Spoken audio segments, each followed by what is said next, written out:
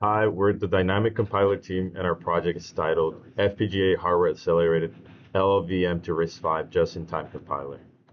This is a team behind the Dynamic Compiler project. We're a group of computer and electrical engineers, seniors at Georgia Tech, and each one of us contributed to different parts of the project, from hardware design to system architecture. Before we get into our project, here's a quick overview. When you write code, it needs to be translated into machine language so the computer can understand it. This process is called compilation. Many systems use just-in-time or JIT compilers to do this while the program is running, but software-based JIT compilers rely on the operating system and general processors, which can slow things down and create security concerns. Our solution is to move the compiler into hardware using an FPGA, which is short for Field Programmable Gate Array, which is a programmable chip that can act like a custom digital circuit. We built the compiler that runs directly on the FPGA, converting low-level virtual machine code into RISC-V instructions. This makes compilation faster, more secure, and more efficient. So how are we going to meet our objectives? Our system was designed to utilize a serial connection to connect a local machine to the FPGA with Linux locally installed. The board uses RISC-V with installed compiler algorithms, leading to performance benefits, hardware-based security, and faster instruction execution.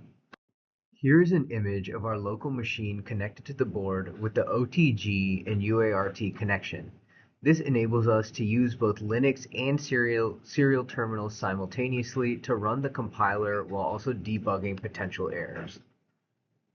A deeper look at the architecture shows several steps on the RISC-V processor, with the program compiling into machine code, then the FPGA using instruction selection algorithms to execute it accordingly. The use of a separate hardware component ensures security and speed in the compilation process. This is the high-level design of our compiler that we are running on our FPGA. The C file LLVM to binary converts the LLVM code into a 32-bit piece of data to easily send and digest into FPGA.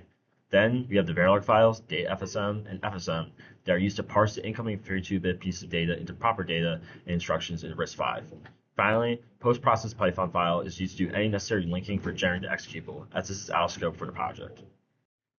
In terms of instruction selection, upon receiving the 32-bit piece of data, this is how the FSM will proceed. First, it will receive the 32-bit binary value and determine what type of instruction it is in LLVM. Then, based on the type of instruction, we can generate the replicable type in RISC-V. We then encode the RISC-V instruction into a 32-bit value to send back to the PC. And then we keep on doing this until we reach the end of the file and have a complete RISC-V file.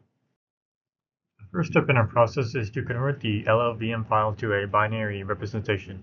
To do that, first we'll read in an instruction from the LLVM file, determine the instruction type, which would be format A through J. From that format, we will form a 32-bit data structure based on the instructions information, such as registers and possible immediate values, and write the resulting data structure to a new line in the intermediate binary file.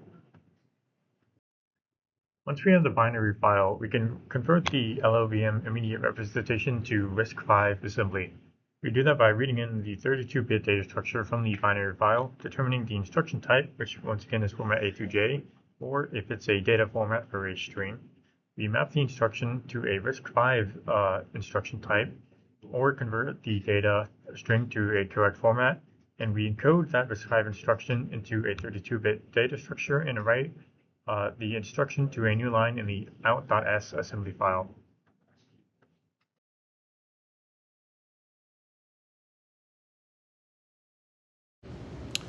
In our demo, we have a run.sh script that takes in one input, which is a .ll file.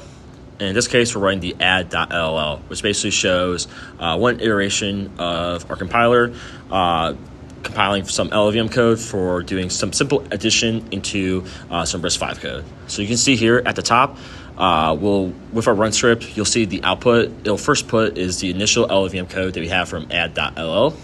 Then we'll actually compile the code on the FPGA and do instruction selection, which then generates RISC-V code. So you see in the next part, we have RISC-V code generated at the bottom.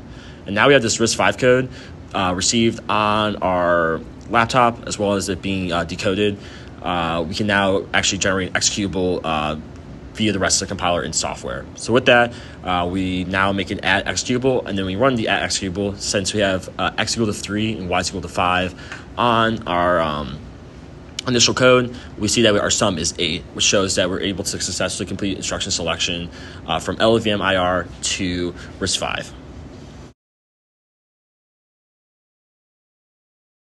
In our approach to a traditional software just-in-time compiler, we have much better compile time and instructions per second, with the caveat that we don't implement every single RISC-V instruction. But we have really efficient power use, and we use very few memory and logic on the FPGA. Now let's talk about where this technology can make a real impact. But firstly, the FPGA market will grow from 14 billion in 2025 to 39 billion by 2033. And our hardware-based just-in-time compiler can work in cybersecurity, where security is important, high-performance computing, cloud infrastructure, and AI, where in those three fields, speed is important, and in embedded systems / IoT, where low latency is important. To wrap things up, our project demonstrates that just-in-time compilation doesn't have to be limited to software. By moving it to hardware using an FPGA, we achieved faster and more secure compilation. We successfully translated LLVM instructions into RISC-V and executed them on our custom hardware setup. This opens the door for future improvements like better optimization, broader instruction support, and real-world applications. Overall, we're proud of the performance and flexibility of our system.